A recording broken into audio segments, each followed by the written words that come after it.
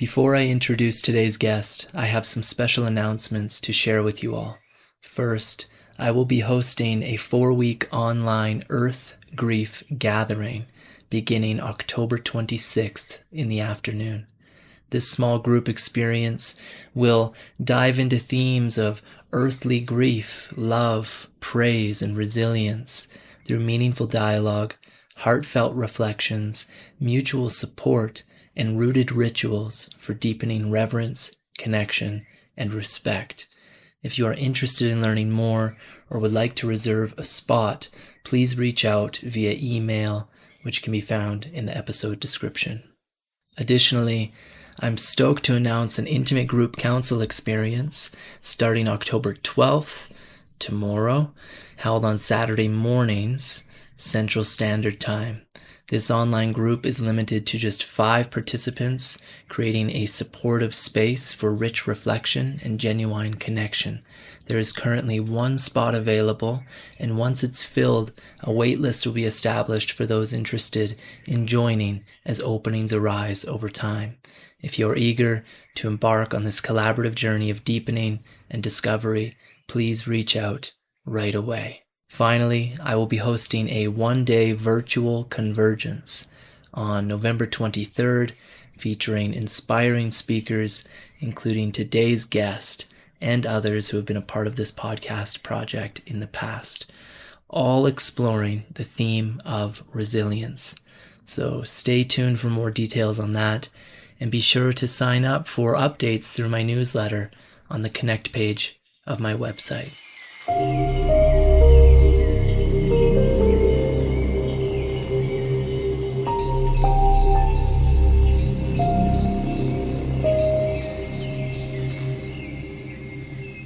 Welcome to Wild Heart Revival, a gathering place for heartfelt conversations and stories as pathways of renewal and revival. I'm your host, Tay Tayari, and today's guest is Manda Scott. In this conversation, Manda shares some of her guiding narratives, emphasizing humanity's need to reconnect with the web of life in a deep and meaningful way. Together, we explore the importance of becoming conscious nodes within the living matrix of Earth and delve into the sacred yearning most of us harbor for nurturing deeper connections that transcend our so-called individual lives. Manda critiques our current systems as unfit for purpose and calls for a collective reimagining of our shared futures, focusing on generating ghost lines of tomorrow that guide us toward more regenerative outcomes. Born in Scotland, Manda Scott trained as a veterinary surgeon, but is now an award-winning novelist and host of the Accidental Gods podcast, which is great, by the way. I highly recommend checking it out. Best known for the Boudica Dreaming series, her latest novel, Any Human Power, ditches historical fiction in favor of a contemporary through-topian narrative that explores the potential for a future we'd be proud to leave as our legacy. Described as a myth political thriller, Any Human Power lays out roots to a paradigm shift that would lift us into the realm of good ancestors, laying the ground for a future we'd be proud to leave to the generations that follow. If you are new to the show, you might like to know that I'm a counseling psychologist with an online practice dedicated to supporting wanderers, wanderers, and edgewalkers. If you're curious about how my personalized threshold counseling could benefit you, I invite you to schedule a free insight call. This is a wonderful opportunity for us to connect, explore our alignment, and see if we might walk alongside each other during a pivotal moment in your life. To learn more about my orientation to counsel, including the guiding themes of the threshold counseling that I offer, and to schedule your free insight call, visit coyotecounsel.earth. There is a direct link in the show notes. And for more content, including additional podcast episodes and my latest essays, follow the same link. And if you haven't already, I encourage you to subscribe to Wild Heart Revival on your favorite podcast platform. Additionally, your likes, comments, ratings, and shares are not only appreciated, but essential for nurturing the organic growth of these heartfelt conversations and stories. Now, let's courageously open to the web of life all around and within us as we warmly welcome our wonderful guest for today, Manda Scott. So, to start our conversation today, I'd like to hear about one of the guiding narratives that are currently shaping your life and work. I know that that's a really big story with a lot of potential. So, is there any particular story that's really resonating with you right now, and how is it influencing your path? Yes.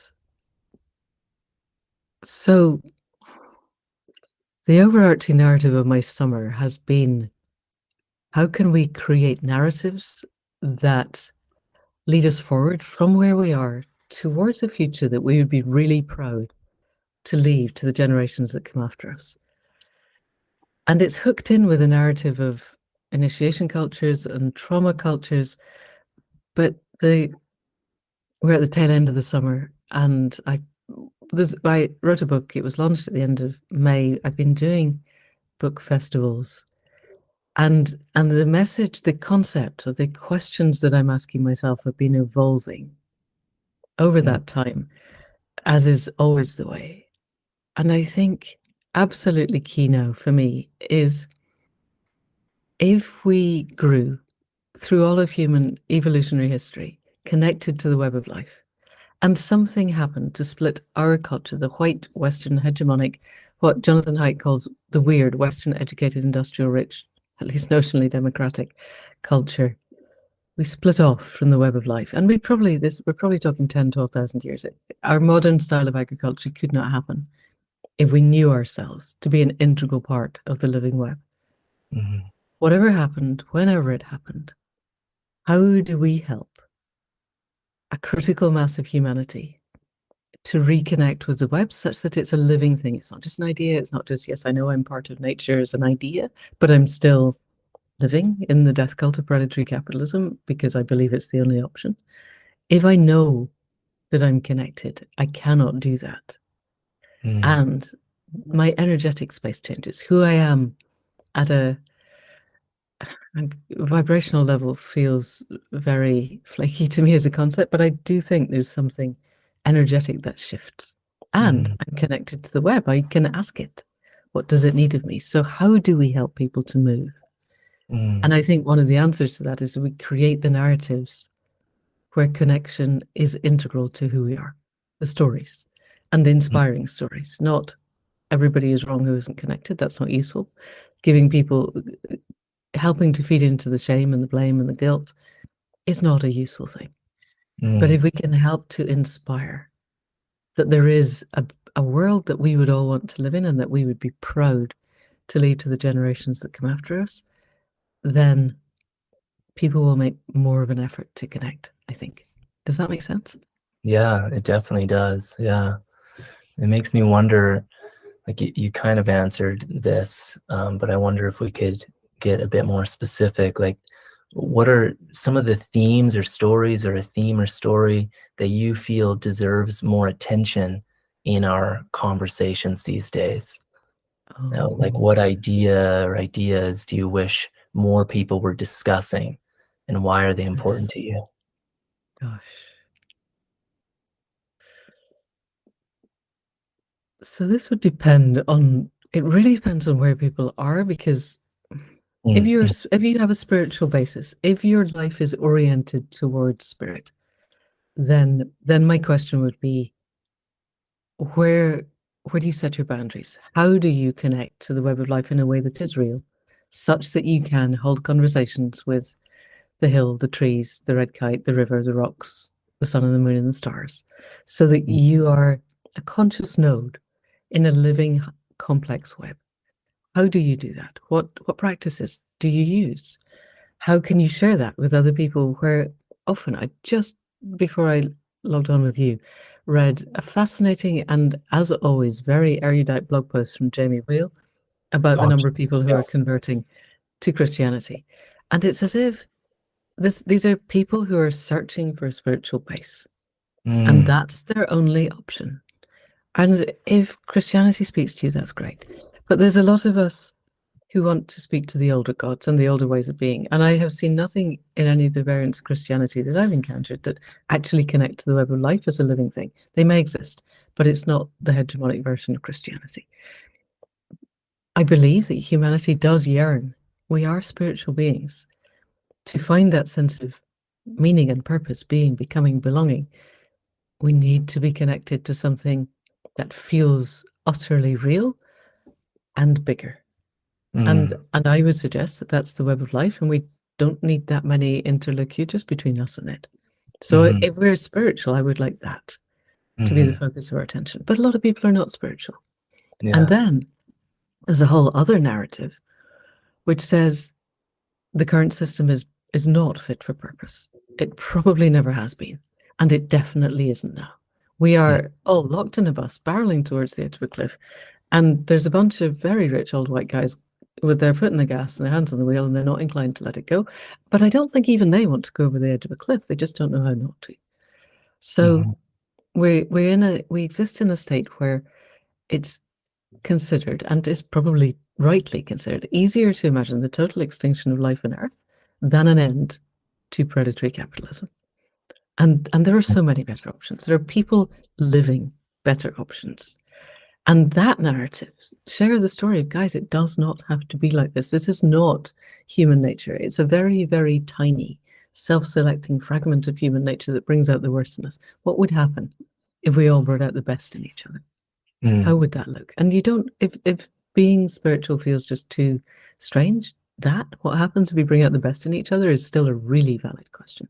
And then for people who are more interested in systems design, is what do the systems look that take us to that place where we can all be the best of ourselves?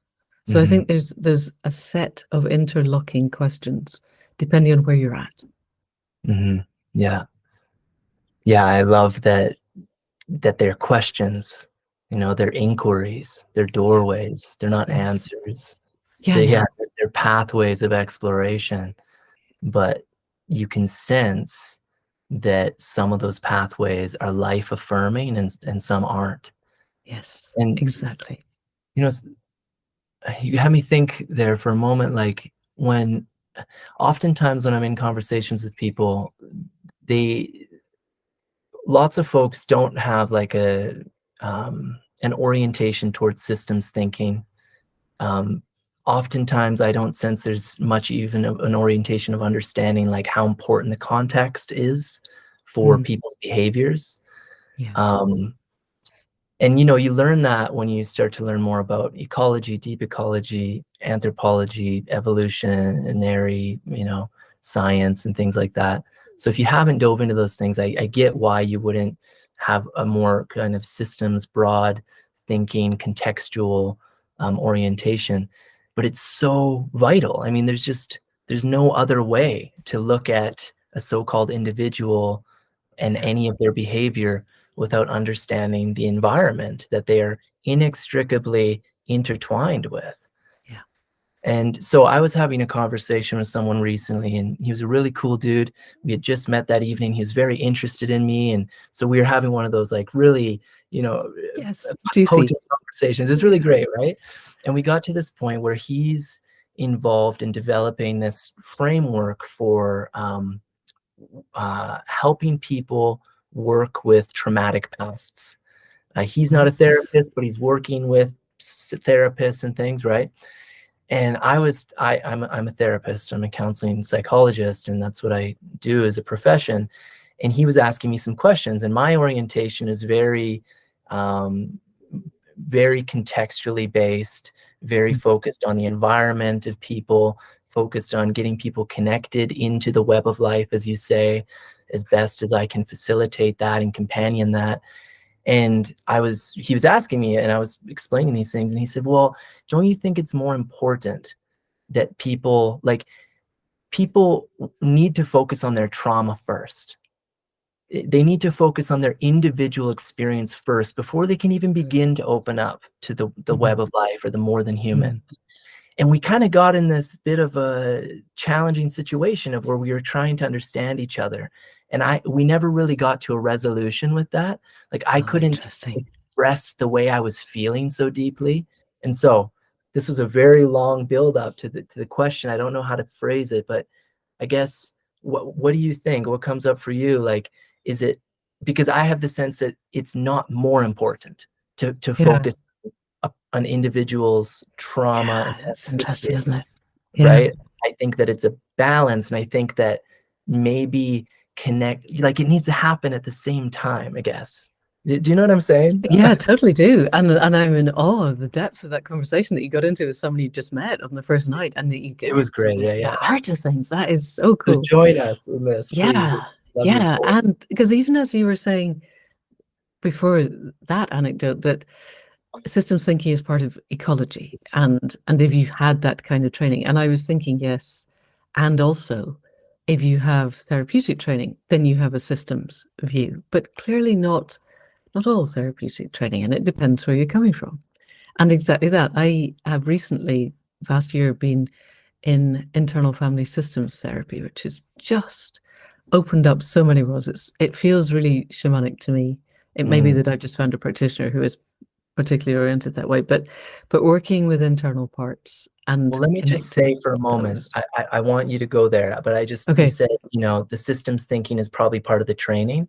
From It's my not. experience, I did like 8 years of university Oh, and right. focused heavily Wasn't on psychology and science and anthropology, and there was basically none. I mean, we talked about like there's Right. social psychology, right? Okay. And environmental psychology, but they're not really getting into the reality of it from what I've learned outside of academia. Like they're really not Okay. touching into the Okay. fundamentals. I mean, the fundamental of interbeing, Hmm. Or right? even into becoming, which is, Into and becoming, Jara takes that interbeing, as the next step. like Yes. which is like a fundamental law of Fundamental. Yeah. creation. There's no words for that. There's no Oh, investigation so into that. interesting. Yeah, it is. Why do we think that is? Mainstream psychology is based in mainstream science, and they're Yeah. really trying to It's be very scientific. reductive. Right. It's reductive. Right. And And yeah, they'll lose their street way cred too with complex. the hardcore scientists if they acknowledge anything else exists.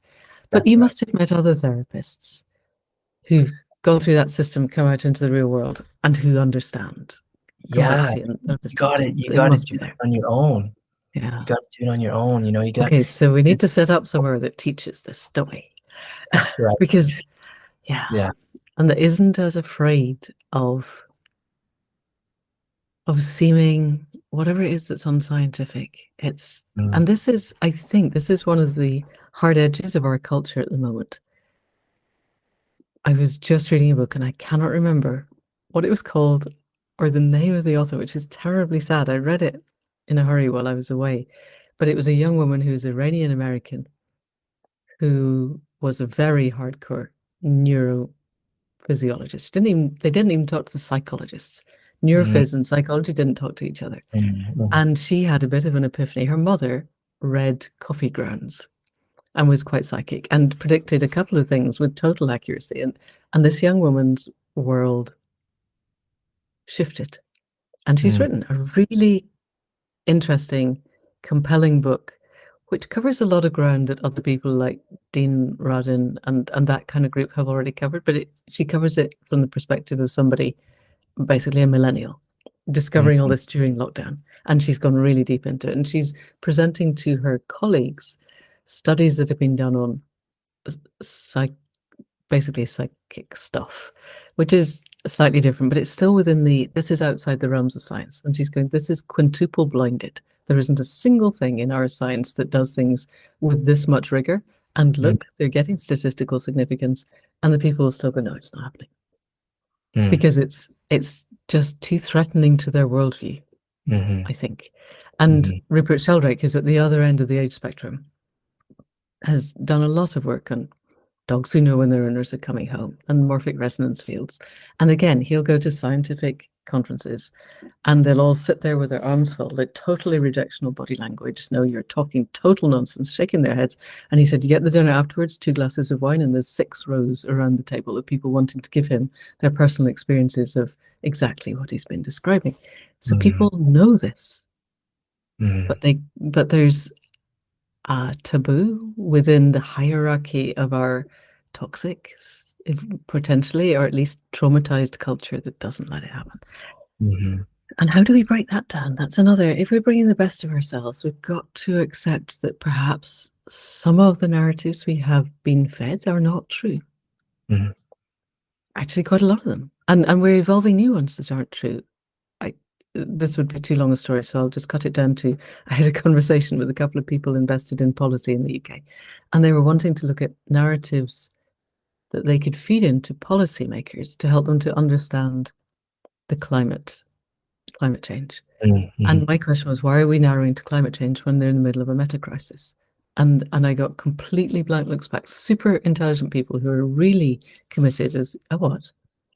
And okay, let me describe to you the nature of a meta crisis and the total systemic stuff. And it's not all about the climate. And if you focus only on carbon, that's how you end up cutting down old growth forests to put in solar panels. This is not a good thing. Please don't. Let's do this. Total blank. Really, I mean, by the end of it, they went, this is really interesting. And I was not taken further on in the project that was a pilot for how can we do this, because I wasn't on the same page. And so, but that left me with a real inquiry of how can we help people to become more plastic, become more fluid, exactly as you said, to become more able to connect, because we do have to heal our trauma. But if we heal it with that narrative of individuation and isolation, then I think we're still traumatized. Yeah. I think there's something integral to our trauma that cuts us off. That's right. And the trauma isn't separate. Like the clear-cut old growth is not separate from the trauma that you faced as a child. Yeah. Those are entangled phenomena in a very important and essential way. Yes. So if you're not tending to your inner fragmentation and pain, while also in some meaningful way attending to the fragmentation and pain of your immediate and global environment, not to overwhelm people, but just like real honestly. That's the risk, isn't it? That we overwhelm people. It's right. So easy to fall into overwhelm. Yeah, so that's interesting. I'd like to hear your perspective on that. Like, how do you titrate that? Like, I have some ideas in my own experience, but I would love to hear. I'd like to hear yours. Go on, tell me yours, because then I'll fit in and see. Yeah. Okay. So I've traveled to many places around the world over the past decade, especially, and currently I'm in Guatemala. I drove from Canada all the way down to Costa Rica eventually, and now I'm back here in Guatemala. So I've drove a long way all across the continent. Right. And because of that and all my other travels, I've seen diverse landscapes, I've seen diverse communities, people, places.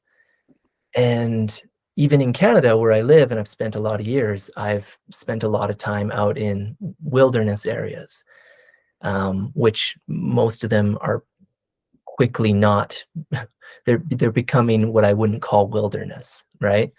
Yeah. So real wilderness areas are really hard to come by nowadays, especially even in a big country like Canada.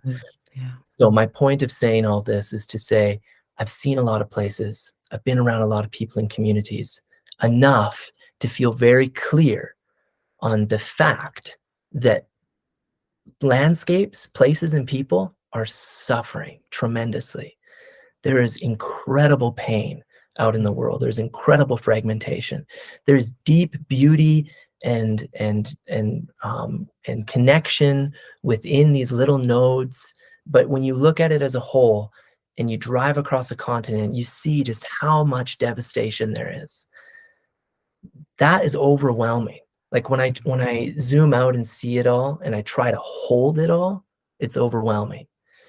Now, if I allow it to just flow through me and move me naturally, which is to care more, to pay attention more, to become more sensitive, not so as to take on more, but to be able to feel the nuances and the delicacies and the subtleties that are always present in that immensity of pain. And it's like the subtleties and the textures of it give meaning to my life. Right. That help to kind of dissolve the overwhelm that can come in when I feel like I need to hold it all as like a gestalt. Do you know what I mean? So Totally. the fluid, flowing, subtle nature of that's present, if I allow it to flow through and move me naturally, that's how I don't get overwhelmed. Does that make sense? It totally makes sense, but I think you've got a skill set that a lot of people don't have. Right. So that And would so take a whole to conversation to just talk about how do you get how to do you that. get to that? Right, Yeah. right. And that, again, that is another query, a really good inquiry. And I would imagine with the friend that you met that you were talking about, this new person, if you got to what does it take to allow people to Yeah. heal their own trauma within connection to the web of life, then we'd get to this place of you probably need a certain amount of baseline resilience. You have to know how to access what Sophie Banks calls the micro returns. She's very clear that trauma happens when we are not, it's not the traumatic event that traumatizes us, it's the fact that we freeze, it stops time. And if we can be within a traumatic event and not be traumatized by it, because we let it through, because it doesn't freeze us, then healing happens in the moment and we become witnesses and we can ask of the web, what does it need? What do you need me to do in this moment? Whereas I think if you haven't got to a point where you've got that kind of baseline of healing, some degree of healing, or at least some capacity for experiencing the wonder of the moment, even while there is horror within it, Right. then it's overwhelming. Yeah. And for some people, I think there's so much trauma in our culture. And that doesn't mean we can't heal it, but a lot of people exist right on the edge of overwhelm, total overwhelm. And we've got to help them to kind of bring their trigger stacks down a bit before we can get them to a place where they can connect, I imagine. I'm not a therapist, but I'm exploring a lot of therapeutic concepts because it seems to me that we have the trauma of this life. And in our culture, in the Western culture, the capitalist culture, there is the trauma of disconnection that goes back potentially 10,000 years. And I think in the healing of ourselves will be the healing of the lineages of trauma. But we can only do that when we begin to get to a place where we are capable of holding that perspective. And that just takes, that trigger stacking just has to be low enough to let us do that without overflowing. Because we don't have the structures of holding. I'm really taken by Francis Weller and his concept of initiation culture, trauma culture, which I learned from Almer Lada in Costa Rica. So the initiation cultures have that serotonin mesh of connection with themselves, with each other, with the web of life. And they have the contained encounters with death that allow them to understand their sense of place in the world, of being and belonging, of meaning and purpose. And my understanding, this is not Weller, but where I've taken his initial idea is that in the contained encounters with death, which are his hallmark of an initiation culture, an individual is pushed to the edges of themselves. They reach that place where death is possible. Like Eric Haas did in your podcast, where the elephant was there. Yeah, that's an encounter with death. It's unmistakable, and it's and he survived. And partly he survived, I think, listening to him. And this is my projection, but he is connected. And so he comes back with a greater sense of himself. And if the elephant had killed him, death is another rite of passage. It wouldn't have been a great catastrophe in the way that our culture defines death. It would have been moving on. And so if we're in an initiation culture, we're pushed to the point where we have to ask for help. the help is given and we understand it and we can bring it forward and we come away from that with that sense of, I know what is mine to do. And people that I respect totally in my culture have pride in me and I have pride in them. And our whole serotonin mesh reward system is enacted by that shared reciprocity of respect and pride. And it's not the hubris of our more traumatized culture. It's a genuine, I know what is mine to do. I will do what only I can do, what I can do best. And that is my offering to the people that I really respect and to the web of life. And that I know I am an integral part. Somewhere along the line, 10, 12,000 years ago, our culture severed that knowing. And we've grown in what ends up with a scientific culture that can't even allow the fact that separability is not a thing. It's got what Tanya Luhrmann calls the citadel mind concept of everything inside my head is mine and mine alone. Nothing comes in that I don't allow in, and nothing goes out that I don't allow out. There's not a single other culture on the planet that doesn't know that to be wholly false. But we hold it as some kind of totemic truth. And we don't have the holding. We don't have the holding of the web of life or the cultures. And so our traumas just stack and stack and stack and stack until they overflow. And we end up relying on little dopamine hits instead, the boxes from Amazon, or the likes on the internet, or the alcohol, or the drugs, or the music, or the coffee, or whatever else it is, to try to feed the deep, deep wounds inside that will never be fed by these things. You can take your very own rocket to Mars, and you come back, and it still wasn't big enough to heal the wounds inside. And so we're back to my initial question of how do we help a whole culture that's had generation after generation of this in the space of one generation, because I don't think we've got a huge amount of time. There's biophysical limits happening now. In the space of one generation, how do we bring ourselves back into connection? I don't have a clear answer to that, but I think when you said the edge of into being, or that emergent edge of into becoming, is where we need to be to allow the systemic shift, the emergence into a new system that is that. Did that make sense? Yeah, it does. There's so much in there. It feels really important. It makes me think that like a fundament of this is to deepen one's capacity to feel the living touch of the moment upon them, upon their heart. Like to really deepen into your feeling capacity. And like, how far does that go? And why does it matter to deepen that and to become more sensitive, not to become like some kind of overly sensitive empath or something, but you need to be grounded. But to use it as a skill, like, okay, it's a skill to be able to feel the living touch of the moment. So how can I deepen into that? And why does it matter? And then how does that connect me to things? How does it deepen my ability to relate to my environment, to all the living intelligences that are around me, including the human and the more than human? And why does that matter in terms of facing my own pain, my own trauma, or showing up as a vital community member? So, I mean, that's what I tend to focus on with my work with people is deepening into the feeling capacity, because I think that like your ability to generate meaning and collaborate meaningfully with others, I think stems from your ability to discern what feeling really means to you. And so this is why I think it's really vital to go out into natural spaces, because that's where our feelings originally developed as earthly creatures, right? Well, being by the river and allowing the river to move us, the wind to move us, the bird song to move us, and the presence of a mountain, so on and so forth, that our eyesight developed with the eyesight of the eagle, and that our felt sense capacity of our skin developed with the texture of rock and lichen and moss. Like, so that's, I think, how you begin to heighten and sensitize and discern in a more real, grounded way.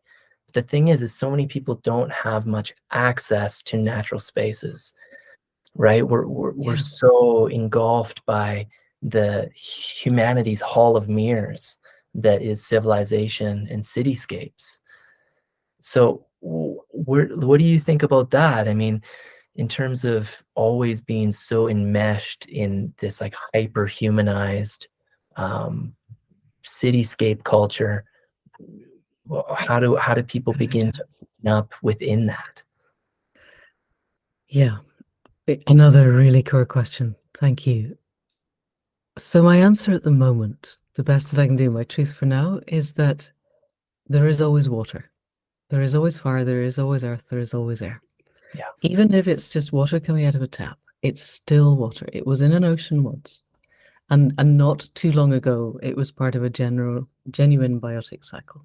And so when I'm trying to help people connect, I have a kind of vision of a single mother with 3 kids under the age of 10 on the 17th floor of a tower block. How do I help that person to really integrate with the web of life? Because you're exactly right. They don't have the time to come and sit by a river, by a mountain, by a tree, sit with the red kites for a few days. It's just not going to happen. But you turn on the tap every day. And we in the West have the extraordinary privilege that you turn on the tap and actually water comes out of it. Right. And if you can build a relationship with that water, and I have a core sense that we need to feel the full spectrum of emotion, and the more we heal, the greater that spectrum becomes. Yeah. But we also have a choice of what we evoke as our kind of resting state and what we give out into the world. And I might be grieving wholeheartedly for the destruction of something that I love, whatever that is. There's plenty of it happening. But I can grieve from a place of being utterly in love with the magic of being alive. And the grief then takes on a different texture. And I think each of us has a choice in any given moment of, I can love this water that comes out of the tap, or I can grieve the fact that the local water company decides it's fun to fill it with chlorine and fluoride, and it's probably full of PFAS and it's microplastic, blah, all of those things. Each of these is true. But where I put my attention is where my feeling evolves from. And if I can get it to a place of gratitude and compassion and joyful curiosity of, oh, wow, look, there's water coming out of the tap. And in that moment, I am connecting myself to oceans, to rain, to rivers, to tears, to blood, to sweat, to everything that is fluid. Then the fact that I'm on the 17th floor of a tower block with 3 kids under the age of 10 in that moment is a reality, but it's not all of my reality. And I can have a little plastic pot of basil or mint on a window ledge, and I can give it water, and I can feed it, and I can watch it grow, and there's earth there, and there is growth happening. And if in the moment of giving it the water, that becomes a sacred act, and I'm connecting it to the rains and the rivers and the oceans and the blood and the sweat and the tears, then I am connected to the greater web of life. And it's not the same as sitting by a river, but it's not impossibly far different either. Our bodies are portals. The more we can deepen into our sensory experience of the moment, and the more we can inquire into what allows this sensory experience to even happen. Well, water, earth, fire, air, spirit. Okay, so those are present within me. They animate my life force, energy. My body is here because of the dance of these elements. And then the next obvious step is to feel more connected to even the water coming out of your tap or the food that you're eating. And now that begins, you start to sensitize to the web of life through that. Because if you start to see food and sustenance as earth, and because it's earth, it's not separate from the earth within you, then I think you begin to care a little bit more about what is going into your body, how that food was treated. And then the water coming out of your tap, you start to care about that more too. Like, well, what's happening with this water and why? And why might that matter? Where are the watersheds in my bioregion? Does that matter? Exactly. You know, you start to just deepen in that way. So I love that. Thank you. Is there anything you want to say in there? Yes, because there's also then the web of life connects back. One of my senior apprentice, in fact, and I'm hoping it's okay to share this, stepped out of a door yesterday, I think. It had been sunny when she walked in. It was thunderous rain when she walked out. And because we've been practicing the gratitude, compassion, joyful curiosity, she went, wow, it's raining. I wonder what happens next. And there was a blast of lightning in that moment that went, here, this is what happens next. And that, our Western citadel mind, reductive mindset goes, oh, it just happened to be lightning. But when that's happened 10, a dozen, 20, 100 times, something like that, you know that the world is speaking back. Yeah. And you know you're not alone. And that, I think, really begins to transform people. Yeah. Yeah. Wow. Yeah. When we moved onto this property, there was this abandoned corner where there used to be a garden, but it was so abandoned. It was just like dirt and rotting wood and like just so unkempt, right? And we were intending to get to it and we weren't. And the dry season was dragging on here like way longer than it usually does, as is happening all over the world. And we thought, let's get out there into that garden, and as like a prayer and like to give to the land. And we spent hours out there, like cleaning out the rotting wood, bringing in stones, making beautiful pathways and garden beds. And then at the end of that day, the rains came, the first rains of the season. And of course, we're like, we made it rain, like it's like we gave love to the land. And so the rains came. You brought things back into balance. Right. And so a reductionist or someone on the somewhere else doing, they might not think that we had a direct impact on it raining that day, but we felt we did.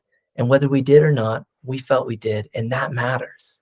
Yeah. And so this is the strange line of generating meaning in your life. It's like, what's meaningful and unique to you?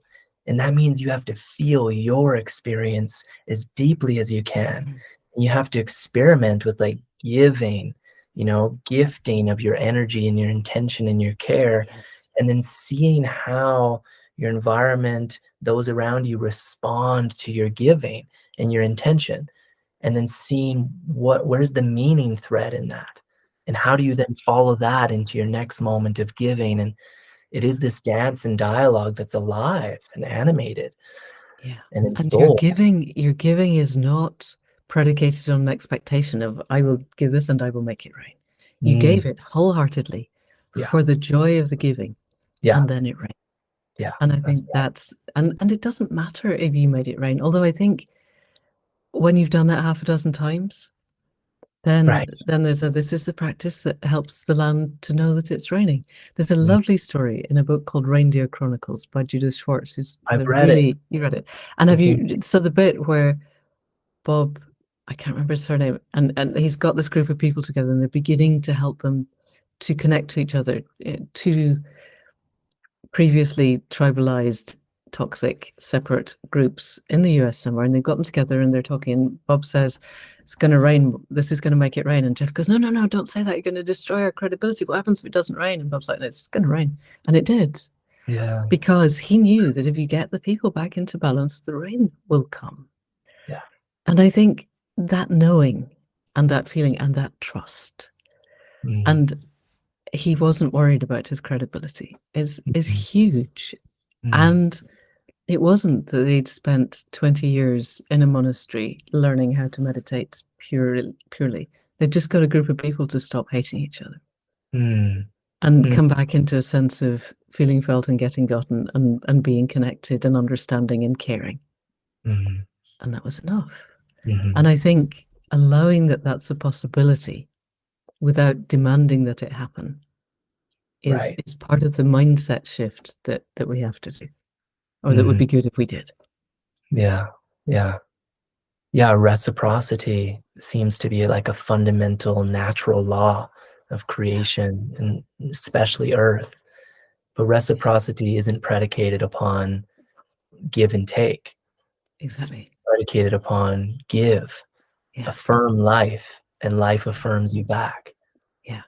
Yeah. To the best of its ability. Yeah. And Yeah. I think the key thing is that we know that sometimes, accidents happen, people die. It's not a guarantee that nothing difficult will ever happen again. But it is a guarantee that if you are balanced on the knife edge at the moment and really experiencing everything and able to have that part of you that is witnessing the experiencing, then whatever happens is okay. Yeah. And you can connect. I think Yeah, that's and then how do important. you respond when something goes away that's devastating or detrimental or terrifying or painful, destructive? Like, do you then respond with more destruction? Yeah. Right? Or Or do not. you respond in a way that's life affirming, Yeah. which tends to be connective, generative, collaborative? Yeah. Yeah. Like, yeah, chaos and randomness happens. I just heard of a story this morning. Bless this woman's body. I don't know what's happening with her right now, but a glass pane fell on her at a yoga teacher training that my lover's involved in right now. This morning, a glass pane from the roof just fell on her. Just Wow. at that moment, her mat was right under that glass pane and it smashed her and it cut her up and she had to go to the hospital. Like, that's random chaos. Now, hopefully I think she's going to be okay enough to then respond. How do you respond? Do you think life's out to get you? Do you think that life's unfair? The way in which you orient toward that now is going to influence your path and how things go. So Yes. it's so fascinating and deep and rich. And yes, and holding the richness and not stepping into the I must have been having bad thoughts or something that I perceive as bad would not have happened. I think there's a tendency, particularly Yeah. amongst comfortable middle-aged white people in the West, to if I think good thoughts, good things happen. If bad things happen to me, it's because I was thinking bad thoughts. Yeah, And that we need the adage. parts of us that hold that narrative need to sort themselves. We need to have the dialogue because no, that's not Right. a cause Yeah. and effect. It Thoughts is what it is. reality, Yeah. right? That adage, and that doesn't feel nuanced enough. Exactly. It And feels it's deep. not connected to the web. It happened and I will learn from it, rather Yeah. than I will give the parts of me that are already incredibly self-critical a chance to really go for it this time and layer on blame and shame until I'm so shrunken and worried that I don't do anything because another bad thing might happen. That just needs not to be a thing. Yeah. It makes I think that thoughts are powerful, right? But Totally.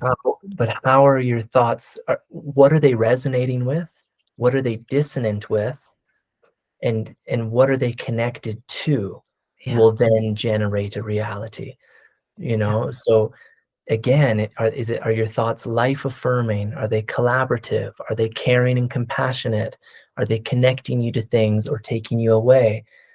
Right? So are you generating inner resilience, or are you turning away from things that allow life to be more resilient? Then yeah, you're going to generate a more difficult life or a more potentially supportive life. But it's so complex and nuanced, and it's a continual everyday listening, not just forcing your thoughts onto the world, but a listening of how is the world moving me, and how can I think in resonance with how life is moving me naturally. I think you should write a book. Put it all in, Tay. Yeah, exactly That's that. another I think that would conversation. be a I do have a really book idea brewing. It's go for just it. scary. It's scary. Yeah, Let's talk they about are. that, because you're a prolific writer, I would say. I mean, you've put out, is it 16 books at this time? Yeah, Like, yeah. that's incredible. So I actually have some questions around that. So I'd love to Okay. transition to that. Yeah. So, well, it seems like many of your novels, they seem to be bridging the ancient with the so-called modern or the contemporary. And so I'm wondering how storytelling can bridge temporal divides, and how that can reveal in a meaningful way, like, pathways that could reshape our understanding of time, of history, but of the present. Like, why do stories matter as being a bridge between the ancient and the contemporary, I guess? That is such a good question. And also, nobody's asked me before, which in 30 years of novel writing is kind of impressive. Cool. I'm excited So, to hear. yeah, no, it's good. So, just let me settle into that. Mm-hmm. So, we have 300,000 years of human evolution where we sat around fires telling each other stories.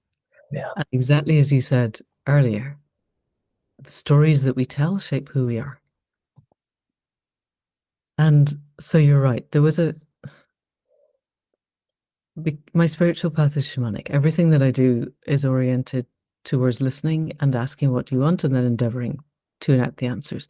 And so my writing goes through phases. And the first phase was learning to write, and I was writing contemporary crime novels because I was still being a veterinary surgeon. I was working literally 12-hour days, 7-day week, and I didn't have a lot of time to do the writing. And I needed to fit it in, and I needed to do stuff that didn't take much research. I think this is all retroactively. At the time, I was just doing what was there to be done. Then there was a specific shamanic event, and I shifted from contemporary crime to writing the story of our shamanic past. In the UK, when Rome came, they destroyed what we call the Druids. I called them in the books the Dreamers because Druidic is quite a politically loaded concept now.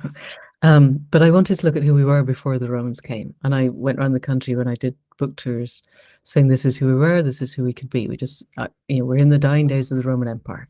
The value system that it brought of see, want, take, and who dies with the most toys wins is not our original value system, and we could let it go. And in the vision quest that had led to the books, I was told, if you write this, it will change the world. And it changed my world. You always need to parse the language quite carefully. And it has changed the world of other people, partly because I started teaching soon after the first one was launched. So that was a group that explored that. And it explored what we can still do, but it was in a context of 2,000 years ago, so it felt safer for people, I think. It was challenging. Nevertheless, I got to the end of it. My publisher said no more woo-woo stuff, so they couldn't handle it. They were all basically Romans. So then other stuff. And then I could do something that's actually very hard in writing, which is dual timeline. And particularly I had discovered who I thought Joan of Arc really was, which is not what we were told. And it seemed really interesting to write that as here's a historical narrative and here's a contemporary narrative, because what was really interesting about the story that led to it was the impact of the discovery of a skeleton that somebody identified as the skeleton of the woman who had been Joan of Arc, but she died in her late 50s. Definitely not burned at the stake. And that person was thrown out of France, and we have no idea where those bones are now because it didn't fit the narrative. So I was really interested. This was 2013, 14, in that, in the interplay between how history still has reverberates down the lines and has impact now. And what happens if you say, no, she was the illegitimate daughter of the King of France. This is how she could do all of this. This is how she could speak like she did. This is how she was able to do a series of things that tend not to be in the narratives, but are well attested. Of all the people that wasn't an actual king, there's more written about her contemporaneously than almost anybody else in that era. So that began then a series of writing these dual timelines of let's look at the impact of history to the present. And then another shamanic event, and I ended up doing a master's in regenerative economics at Schumacher College, and economics was nowhere at all on my radar until about 3 weeks before the course started. And I came back from that with a life-changing, it was amazing, and a concept of the breadth and the depth of the meta-crisis, and a deeper understanding of how narrative works. I wrote my dissertation on the neurophysiology of language. Because I thought it was really interesting, and you could get to do that kind of thing. And understanding that it doesn't matter how many really difficult data points we give people. CO2 is now higher than it has been for 50 million years. This is not good. But unless you offer people a way forward where they can take agency, what are they going to do? And we can't blame people for burying their heads in the sand if they have no sense of, okay, Yeah. so here's something I can actually do to make a difference. That isn't giving up plastic drinking straws or all the other stuff that we're given as one-hit wonders that are completely not part of exactly all we considered as. So I started the podcast and thought, no more writing, partly because the previous book had taken 17 drafts and I was a little bit burned out. And Wow. I Yeah. didn't, it was horrible, really horrible. Yeah, long story, doesn't matter. Good for you for making it happen, though. Oh, it was hell. Yeah. I mean, it's a really good book by the end of it, and it wasn't a really good book at the start. So there we go. But I didn't want to do that again. Yeah. And writing history is like, no, why am I doing this? I need to be doing the podcast. I need to do something that I can record today, put out tomorrow, and it's contemporaneous, and I can showcase people who are actually at the emergent edge of into becoming. Why would I not? And then, middle of lockdown, I was drumming for one of the shamanic groups online because lockdown, and I had a really clear text set of visions that I don't know how your spiritual practice works, but mine, I've had maybe 4 clear texts in the entirety of 40 years of practice. Usually it's felt senses and nudges and metaphors and where's my feeling going, and I kind of ease forward and it feels good this way and it doesn't feel good that way, and eventually I understand what was being sent. This is totally clear text. Take the 30,000-year-old fossilized horse's tooth that holds the south edge of the southeast gate on the altar, source some ethically sourced horsehide, take it up the hill to the. I live in a farm that was been here since Tudor times, so there's some very old laid hedges where the boughs are moving parallel to the ground. Bind the tooth on one of these, sit with it in the small of your back, facing southwest down the valley, in a particular frame of mind for at least an hour as the sun goes down every day until further notice. Wow. That's really clear. And you know, and I know that when something comes out clear, you don't muck about going, oh, but why? You just do it. Yeah. And I was sitting homeopathy exams at that point, but it took me the horse skin. I sent out a call to everyone you going, ethical horse skin guys, can you help? And it arrived the day of the exam. So that was fine. So I didn't have to worry. I could do all the studying. And so 31st of July, I was up the hill. By the end of the first week, I had the first scene of a new book and 3 scenes through, and the absolute instruction that now you need to write this book. Forget about being a homeopath. That was then. And to be fair, that was my, what do you want of me? And I kept going, no, you just keep teaching. I know you must want me to do something else. No, keep teaching. How about homeopathy? Yeah, if you want, but keep teaching. And now it was, no, you don't need to be a homeopath. You need to write this book. And if you want to come up the hill, you're welcome, but you don't have to.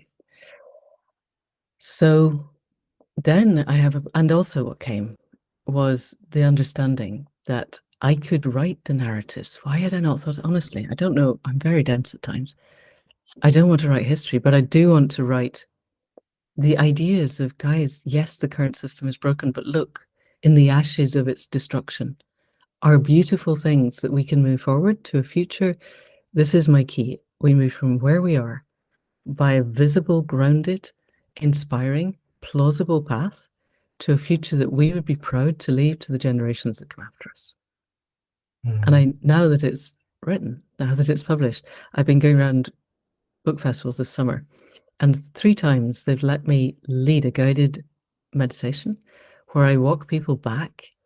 It takes about 20 minutes, walk them back all the way back to we're at the Big Bang, then forward through boiling hydrogen in the sun, 5 mass extinctions, 300,000 years of human evolution to the present moment. Then you turn around and you walk 7 generations down the line, blood descendants or spirit descendants, and you look them in the eye and you say, did we make it?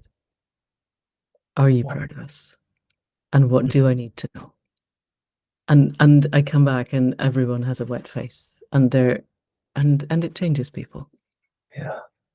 And I want that future. And so the book was, I had, as I said, the first scene, 3 scenes within it, and use everything you got. I'd been doing the podcast for a while by then to craft something that could actually work to take people through. So that's it. Yeah. Wow. So, okay. I'm reminded of, I grabbed a quote from your site. I want to read it because it feels very aligned with what you just shared, and then see if we can go a little bit deeper.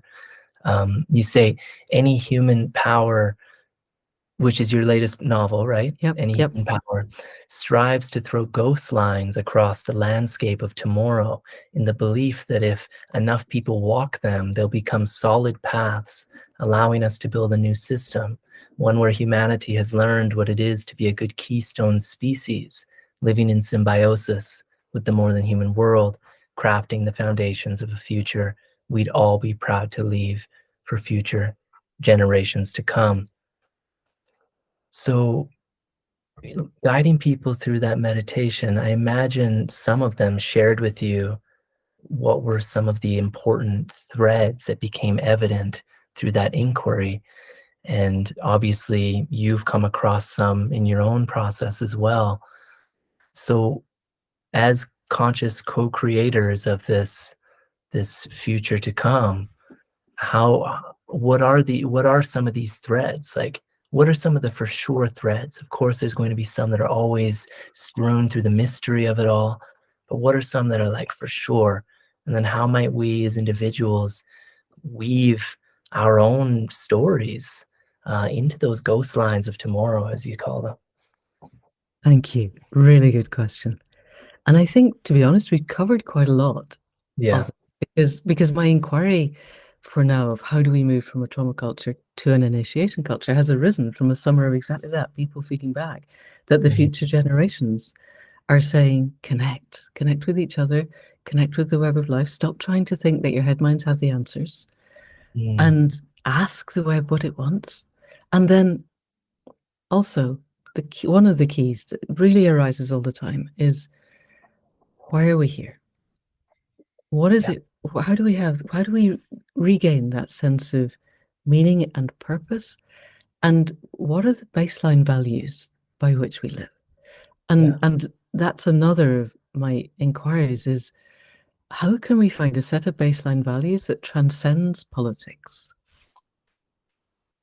Because for sure, tribal divisions are not helping. We're spinning our wheels, screaming at each other across chasms that we don't even want to bridge because it's quite fun. If your side is winning, you want the chance of winning. You don't want to go, okay, let's all just merge together because then the win. Jonathan Haidt did all the work where if you're in some kind of tribal situation, your tribe has been losing and suddenly it's winning a bit, you get as big a dopamine hit as if you'd had a nose full of cocaine. Mhm. So, of course, you don't want to then merge. But part of the book, I brought in a lot of what Audrey Tang was doing in Taiwan with her forking of the government and then using social media and AI to help bridge divides. Mm, And once you get people doing that, it's amazing. So my question, I think, is what would be common values that we could all coalesce around? mhm, And I imagine integrity, compassion, agency, accountability, being and belonging, and reciprocity, responsibility, respect. And mm, could we sit down with people wherever they are on the spectrum and go, these are my values. What would yours be? You might have more sense of tradition, or if you're libertarian, you might have more of a sense of, I need individuation. And somehow we have, yes, individuation, but nobody in Indigenous cultures had a lack of a sense of themselves as an individual. mhm, That's one of the rather more heinous, I think, mythologies that our culture has. They were unified. They were more like ants or bees. mm, They painted mm, themselves. They painted their horses. They wore whatever. In Boudican times, we find all kinds of amazing things that people had decorated. You decorate your individuality, but you're mhm, still fully aware of your sense of your place in the greater web of life. mhm, So I don't think we're talking about losing individuation, but we're not talking about losing our sense of self, but we are talking about losing our sense of separability. mm, And once we know that, my absolute experience is that once people do begin to get that sense of connectedness to the web of life, all of those narratives go out the window. They don't matter because they're based in fear rather than, I am a connected part of a much greater whole. And my job is to ask what is needed of me now and to do it, not to try and figure it out. mhm, So that, I think, though, that what value set do we want to pass to the 7 generations down the line? I want to imagine I am 7 generations down the line. I wake up in the morning, how do I feel if the world is really working? I feel confident and safe and connected. I don't know what is coming in the day, because we never do. This idea that we have to be able to predict everything is part of our trauma, I would say. I don't need to predict. I just need to know that I'm part of a bigger whole that has my back. And I have the back of everybody, human and more than human, within it. And we are in a dance that feels alive and genuine and connected. And I want that for the generations that come after us. And it's not necessarily what we have just now. So one of the ghost lines is, this is possible. This is our birthright. This is how we evolved. This is how the indigenous cultures that still cling on, that are not too westernized, still exist. How can we make this? And what does it look like? Yeah. Yeah. I'm reminded, I kind of demand that clients who are to work with me answer these 4 questions that I have for them. It's part of the intake process. And I'm reminded of them right now. This inquiry of, I think you said, why am I here? And also the inquiry into, what are my values? Oftentimes folks haven't had a focused session recently thinking about, what are my values? Or even in relationship with another person, what are our values as individuals and in our togetherness? So I ask people to answer these questions. Who are you? Where did you come from? Why are you here? Where are you going? Right. So I'd love for you to answer one of those or 2 of those, or what arises for you in importance in this moment out of those questions.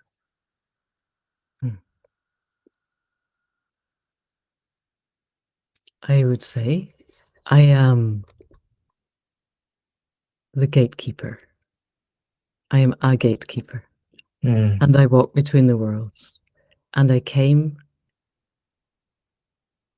from the earth and the fire and the water and the air and the blood and the sweat and the tears of the generations that did not have the choices that I have. And I am daily grateful that I am alive in this time and this place. And I am going wherever the pulse of the web takes me, and I have absolutely no idea where that is. But what takes me there is a deep, deep, crystalline love for the magic of being alive, and a wish to share that in a way that feels authentic and grounded and deep in the marrow of being with as many people as possible.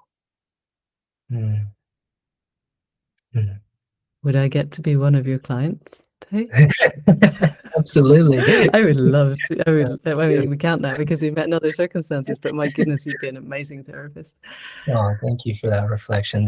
Those answers were beautiful, especially just right in the moment, emergent. Thank you for sharing that. Well, thank you for asking. It makes me want to ask you if we could complete this conversation for today with you sharing a prayer for the listeners, for this moment, for whoever is here with us now. Yes, that would be lovely. Can I sound a chime? Will it work with the sound if I We'll see. chime Try at it. the start? Yeah. Right, Yeah, see. try Okay, it. here we go.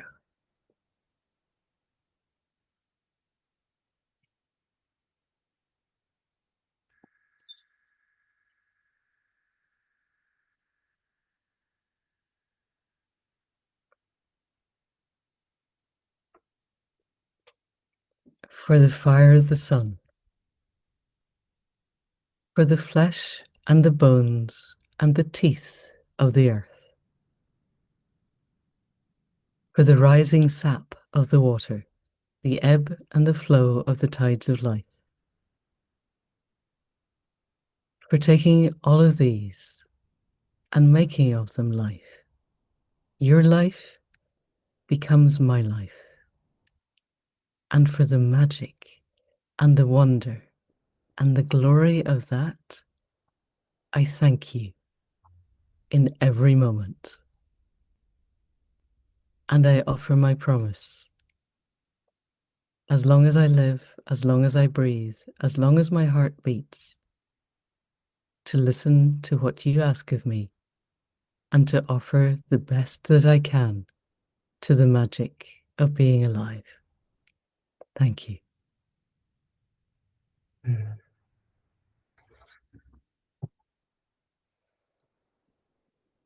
Thank you for being here today.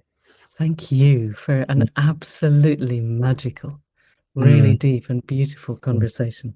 Yeah. This has gone beyond anywhere I've ever gone in a podcast. Oh, wonderful. Lovely. Oh, it felt so easy and natural. So Really. I'm really happy to have made this happen.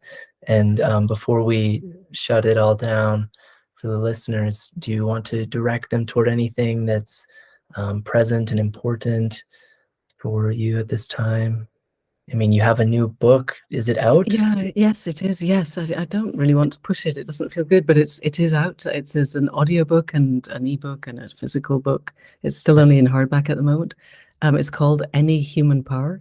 And even the title comes from Ursula Le Guin, who said, "We live in capitalism. Its power seems unassailable, but then so did the divine right of kings. Any human power can be resisted and changed by human beings. And often the impetus, and often the impetus to that resistance and change begins in art, and often in our art, the art of words." So Any Human Power is resistance and change written as deeply and effectively as I can. It's still a thriller.